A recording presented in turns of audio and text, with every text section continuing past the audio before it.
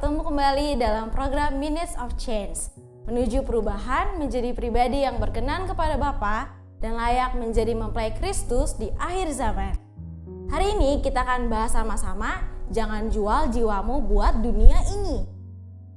Ingat, jangan tukar jiwamu dengan hal-hal yang ada di duniawi.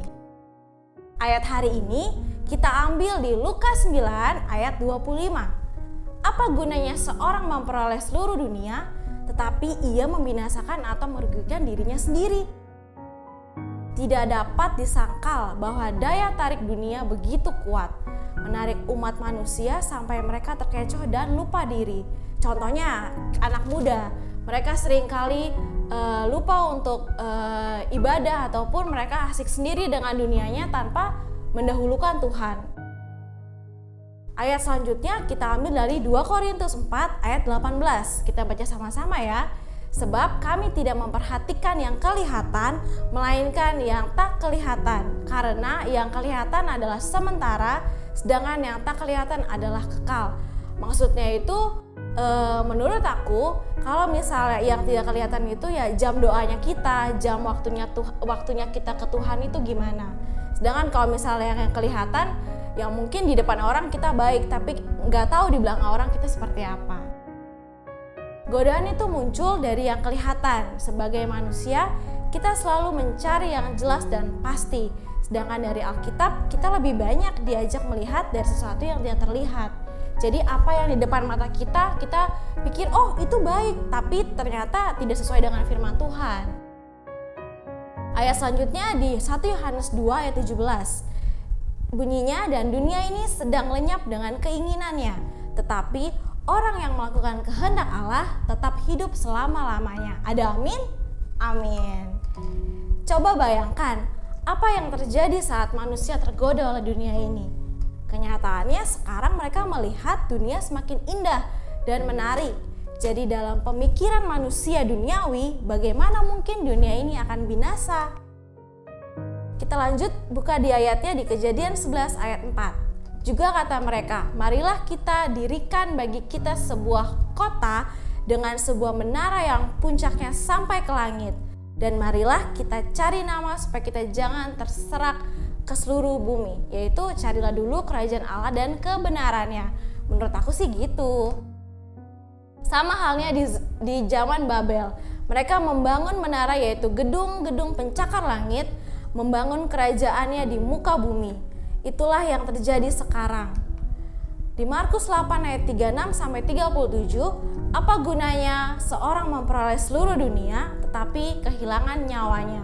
Karena apakah yang dapat diberikannya sebagai ganti nyawanya? Tak ada alasan untuk mengevaluasi diri Anda. Lihat masa sulit datang, badai Covid menyapu ratakan siapa saja tanpa pandang bulu.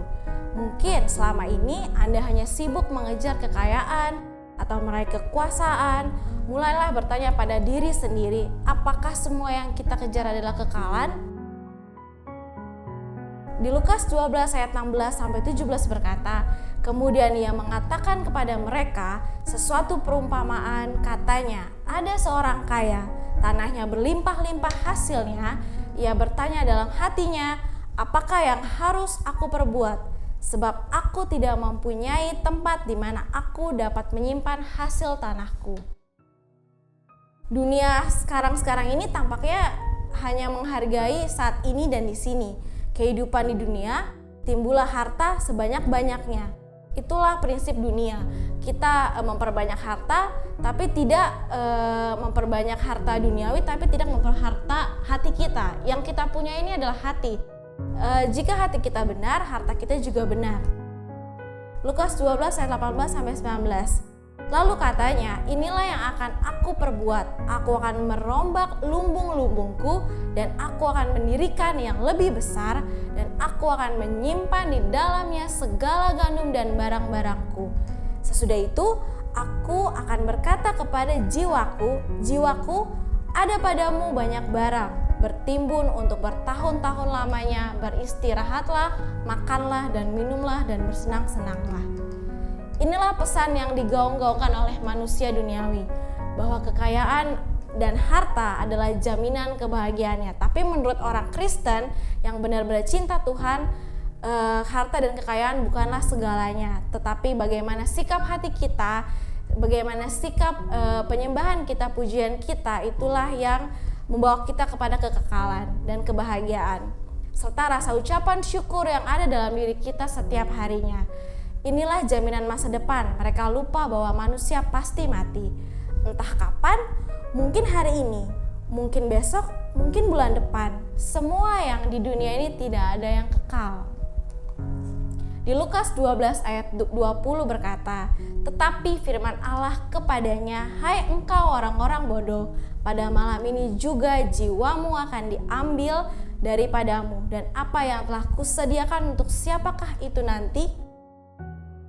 Kalau menurut aku, jiwa dan tubuh dan jiwa itu akan pergi saat kita meninggal, tapi roh itu akan tetap tinggal di dalam kita. Pikirkan kembali hidup Anda hari ini. Apakah Anda membangun hidup di atas dasar yang salah atau di atas dasar kebenaran firman Tuhan? Apa yang menjadi pondasi hidup Anda hari ini? Apakah firman Tuhan atau kekayaan duniawi? Di Lukas 12 ayat 21 berkata, "Demikianlah jadinya dengan orang yang mengumpulkan harta bagi dirinya sendiri, jikalau ia tidak kaya di hadapan Allah." Kaya di hadapan Allah, menurutku ya itu hati kita.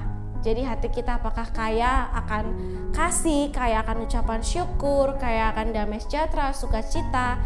Itu semua tergantung dari apakah kita punya buah roh dalam hidup kita. Buatlah perubahan sekarang juga, evaluasi seluruh jalan hidup Anda selama ini. Ketahuilah tidak ada yang kekal di dunia ini. Mari fokuskan kehidupan kita pada kekekalan, yaitu surga. Sekian sharing saya hari ini. Sampai jumpa.